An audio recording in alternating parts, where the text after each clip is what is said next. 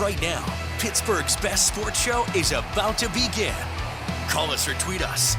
We've got things to talk about on the Ireland Contracting Nightly Sports Call. All right, thanks for sticking around for the Ireland Contracting Nightly Sports Call. I'm Rich Walsh. I'll be joined by Chris Adamski in a matter of moments, and we're taking your phone calls tonight. 412-575-2600 is the number. We're talking about T.J. Watt, contract possibility. We also could talk about Aaron Rodgers and if the locker room has changed. And we're going to start with the Battle in Buccos, who won a big one here, avoided the sweep. They're still 31-48, not even close. Third worst record in the majors right now, Chris. And Ben Cherington talked about how, he thinks they're close to a winning season, basically. I'm paraphrasing what he said. He didn't say that exactly, but he said something to that effect. But also, what worries me, he said he has an open mind at the trade deadline, right? I mean, this is a lame duck general manager. You remember what David Littlefield did. I think the Pirates are still paying Matt Morris. And then Neil Huntington went out and got Archer, both really bad trades. So, I mean, are we in store for another one of these to try to save a guy's job kind of thing?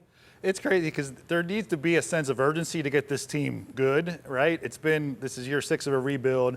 Fans are sick of it. And just the fact that Paul Skeens is here and he's not going to be here forever, right? You want to build a good team. So I appreciate the sense of urgency, but you brought up a couple bad memories there. When the Chris Archer trade happened, that's all the fans ever wanted was like, oh, they're going to trade. They're going for a veteran. They're trading they're adding payroll, and that blew up in their face. The same thing with the Matt Morris trade. So you don't want that, that's for sure.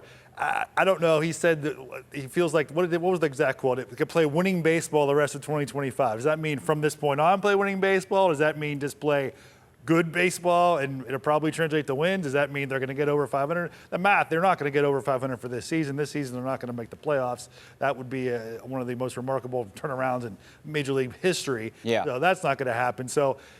But at some level, you've got to still be, whatever your confidence in Ben Cherington is, of course, excited that it sounds like maybe they'll be adding some pieces for 2025, certainly for 2026, or at least it sounds like veteran players or major league players, not just prospects. And if you're a fan, you want that urgency, right? You want some real good major league players added to this team right now?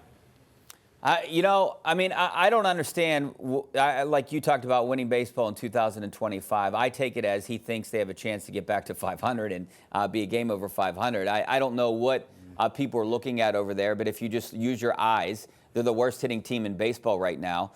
They're last in offense, just about every offensive statistic there is out there. Runs batted in, average, they're dead last. And we can see it every night. Very rarely do we get an 8-run inning like we saw here today. And then you look at run support for Mitch Keller, who I feel bad for the guy. He's, a really good pitcher, has 1 win. He's 1-10. And then you have Paul Skeens, who doesn't get any run support. So you got to feel bad for those guys. The starting pitching is on. And I know we talk about this tonight on the #1 Cochran Sports Showdown a little bit later. But, what do they do right now? There is no winning baseball. I want them to be more transparent. Kind of like the Penguins were, a little bit saying, hey, we got a little more time here. Well, there's been a 5-year plan in place for how many years with the Pirates? I can go back to 2000, and I've been waiting 5 years for this. And this was supposed to be the year, and they're not even close. This team might be worse than the team we saw during the COVID year. Richie, people our age have seen how many 5-year plans with the Pirates. I think the late 80s had a 5-year plan. After the division winners there, they had a 5-year plan. The Open PNC Park did a 5-year plan. Huntington did a 5-year plan. That actually worked. Give them credit. And now a 5-year plan here. But that one 5-year plan was like a 13-year plan that it worked in 2013. Yeah, that's what you can always say there's a plan. The timeline just got pushed back a little bit, I guess, and eventually get there. I guess that the most baseball trades here, the Pirates have, even by Major League Baseball outside measurement and standards, have a deep, young core of pitchers. And they, like you talked about already, they have the worst offense in baseball. So if you put those two things together, forget about salary, forget about payroll, forget about arbitration, phrasing, all that stuff. Even just a good old-fashioned baseball trade, you trade some of your pitching surplus and you get some bats that can help you. Young bats, of course. They're not rental-type players, not necessarily old, expensive players. The Pirates won't do that. But get players, trade your prospects for prospects that are hitters. If there's something on the table, you would think, because generally speaking, pitching is more valuable commodity than hitting, right? So you would think there's a team out there that might have a couple young, or just rookies or prospect type players ready for the majors that are position players, but they don't have a very good pitching staff. You think there could be somewhere that something could come together, and then maybe with Skeens, and if you keep Keller, we talked about the arms they have and the pitching they have. If you get just a couple extra bats here, I hate to do it because I feel like Ben Cherington used that term. You could squint, you could see. It's there somewhere that maybe you could turn this thing around. Well, it's there. They're counting on everyone to have a career year. Hey, if everything goes right, we might win 82 games. I mean, that everything doesn't go right every year. We see it in every sport. But I'm with you. I mean, Bubba Chandler's the number 2 prospect in baseball right now. It would be tough for me to give him up or give him away. But there's teams that have a good.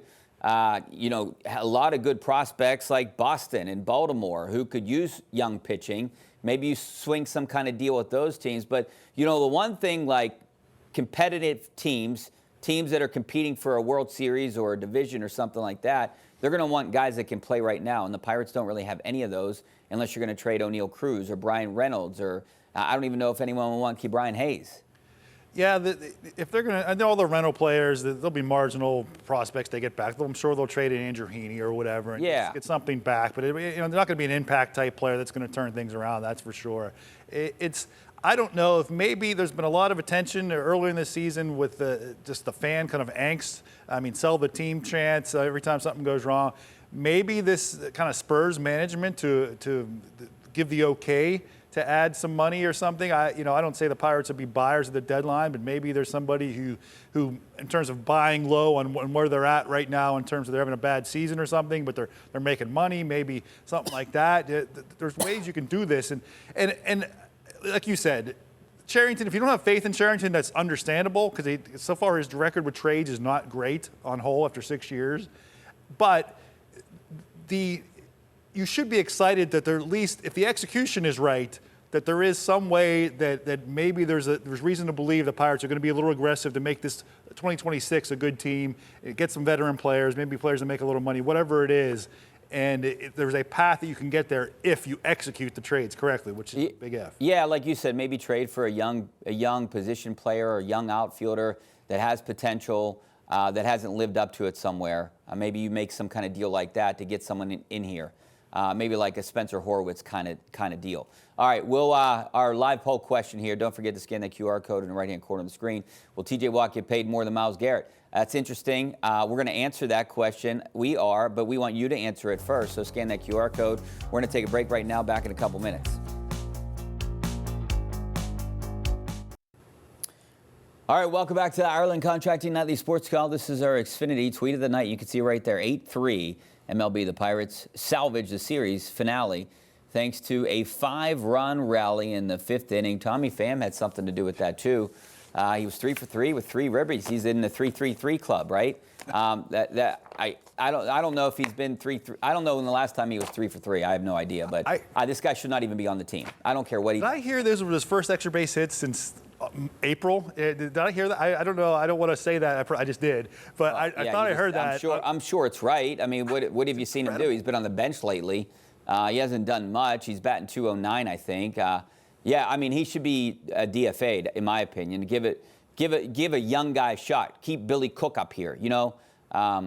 One of those guys. It's just he's really emblematic of this year because I think there was so much optimism last fall with the Pirates with Paul Skeens coming up and they're near 500 and you thought they would go out and be aggressive and sign a free agent to play left field and it ends up being Tommy Pham. It's just like that. That's why there's so much sort of it's just like it feels so hopeless. For a team that wants to pinch pennies, why are you throwing away $4+ million on a guy like him? Everyone knew it wasn't going to be a good move, but still the Pirates thought it was. I mean, that move, you can compare it kind of like to the Matt Morris move that they had in, what was that, 2003 or whatever that was? Yeah. This guy doesn't belong on a Major League Baseball team right now. I think he only had one other suitor. Yeah, and I mean, how many teams he played for a lot? I know he had a real good World Series a couple years ago. Yeah. But he's on 2 teams each. This is his 5th team. The Pirates were his 5th team in like a 19-month span or something like that. So it's and we've seen some of those. Although I don't know. I heard Cherington talking about how great he is in the clubhouse, which I don't know. But it's. Again, how great can he be? They have 31 wins. Yes. What's he doing? They're getting the production from the left field. What is his OPS? Was it the worst in the league of any qualifying hitter? I don't think he qualifies anymore, but through May, whatever it was in terms of his on-base plus slugging. And yeah. But again, the Pirates, and the biggest indictment, one of the biggest indictments of the Pirates, where their system is or where Cherington's tenure is right now, is there's nobody else to play left field. I mean, you brought up Billy Cook. I don't know why, and there's Nick Yorks down there, but even those guys aren't like high-end prospects, but you're right. You'd think somebody else would get a shot at this point, and it's just, Andrew McCutcheon's their most consistent hitter, and he's in his 18th season now.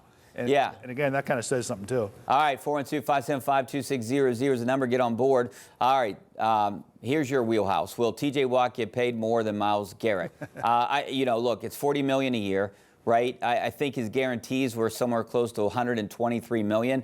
I could see maybe T.J. Watt getting more guarantees than Garrett, right? Like $124 million. That would kind of push it to close to $40 million the first couple years. But what I worry about is if you're going to try to sign him to a 5-year deal.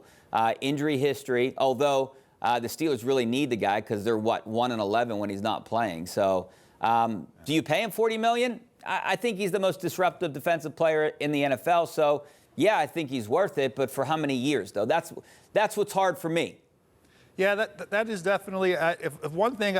The way I think, my best guess, the way this will all play out is that if you make the length of the contract enough where you can either, you're right, one way or another, the Steelers and T.J. Watt, they'll find a way to make this contract look like it's better than Myles Garrett's, right? How much it is and whatever, and whether it's the guarantees or the average annual value, whatever it might be, they'll find a number to make him so that tweet comes out from Adam Schefter when it happens, probably 2 days before the season begins or whatever it is. Yeah. It'll say, make him the biggest guarantee ever given a defensive player, the highest paid annual value, or the most money in the first 2 years of any defensive player in NFL history in a contract. Whatever it might be, there'll be something along those lines.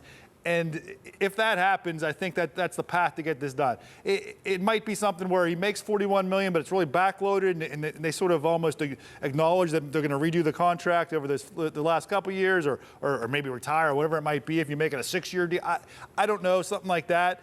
I think they'll find a way to creatively make this look like it's a better contract than Myles Garrett, so they could say they paid T.J. Watt. T.J. Watt can say he was the highest paid, and whoever it is, the creative economics and the accounting and the salary cap world, it won't be a lie, but at the same time, it won't be necessarily the Steelers caving in to what T.J.'s asking for. Yeah, I don't mind giving him $130 million guaranteed over the life of the contract, and maybe or $130 million guaranteed, but he's getting paid $130 million those first 3 years, and then it's like some kind of option at like $25 million, like you were saying, something like that, where you're right. It looks impressive year 1, year 2, and maybe even year 3, but then year 4 and year 5, it isn't. Even if you want to pay him its own numbers, you could say he's making $50 million this year, the largest contract by a defensive player, something like that. Yeah, or the upfront money or the guaranteed. I think that's kind of where it sounds silly and all that, but at the same time, I get, T.J. Watt believes he's been every year he's been healthy the last 4 or 5 years in a row now. He's been top 3 in Defensive Player of the Year voting. It is pretty remarkable the career he has. I know he had a bad ending to last season, the last month or so, and I know that now you could say he was hurt, but that might actually be against giving him money because here he is in his 30s, and we saw what happened to his brother getting hurt, and that might not be a good thing or not if you can blame his lack of production late last season on injury. But there's a lot of ways. The Steelers have always wanted players they've wanted, they've always re-signed, right? It might take up until the start of the season. It'll be interesting to see how this all plays out, camp and things like that. At this point, I just can't see T.J. Watt sitting out regular season games, right? I don't know how this will get done or when it'll get done, but I think it'll get done one way or another here at some point. But it might turn, I don't know, ugly is the right word, but there might be some nervous moments for people that want to get this done, I think, before it's all said and done. So you don't think there's a chance that he misses any games? Say they don't come to terms, he plays his last year out, and they franchise him.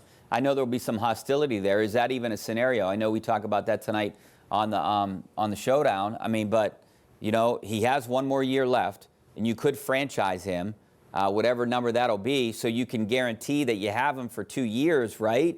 And that's that 2-year window where you think he's going to be at his best.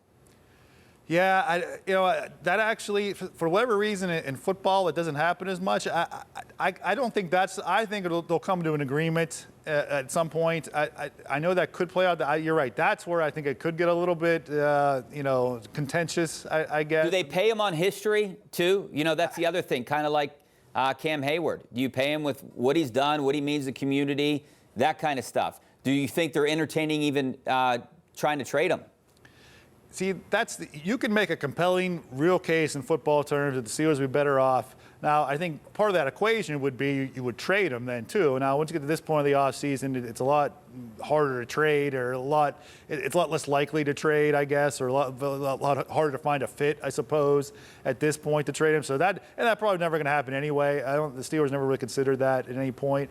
So you can make the case, yeah, the Steelers are overpaying T.J. Watt, and you're probably right to a point. Yeah. And so there's a lot of sort of like, there's certainly ego and pride on the Watt side, wanting to be paid more than Myles Garrett, or wanting to be paid the highest defensive player, whatever those are. And there certainly can be, a pride on the Steelers side that we're giving them too much money. But in the end, I don't think it's not going to be ruinous to their cap if it's $40 million instead of $35 million, right? I mean, it's not like they're that tight, or that every dollar is going to crush the team. They have to pay T.J. Watt $3 or $4 or $5 million more a year than they were initially offering. All right, we got to take a break, by the way. T.J. McConnell and the Pacers lost to the Thunder, 103-91. All right, coming back in a couple minutes.